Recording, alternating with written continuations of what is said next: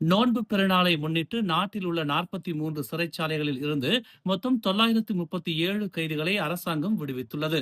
Selangor, Kuala Lumpur ஆகிய சிறைகளில் இருந்த 899 ஆண் கைதிகளும் 38 பெண் கைதிகளும் விடுதலை செய்யப்பட்டுள்ளதாக ஸ்லாங்கூர், கோலாலம்பூர் சிறைச்சாலைத்துறை துணை ஆணையர் அமினோன் அட்னான் தெரிவித்தார். விடுதலை செய்யப்பட்டவர்களில் 406 பேர் தங்கள் குடும்பத்தினரிடம் ஒப்படைக்கப்பட்டுள்ளதாகவும் 390 பேர் நிறுவன பணியாளர்களிடம் ஒப்படைக்கப்பட்டிருப்பதாகவும் 137 பேர் சமூக காப்பகங்களில் தொண்டூழியர்களாக அனுப்பி வைக்கப்பட்டிருப்பதாகவும் அமினான் அட்னான் கூறினார்.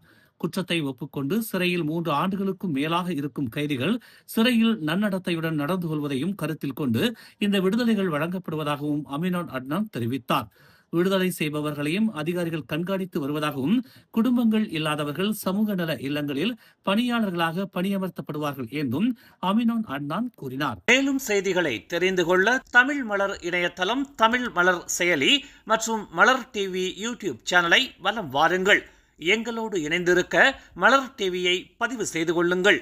உறவுகள் மகிழ்ந்திட விருப்பம் மற்றும் பகிர்வு சேவையை சொடுக்கிடுங்கள்.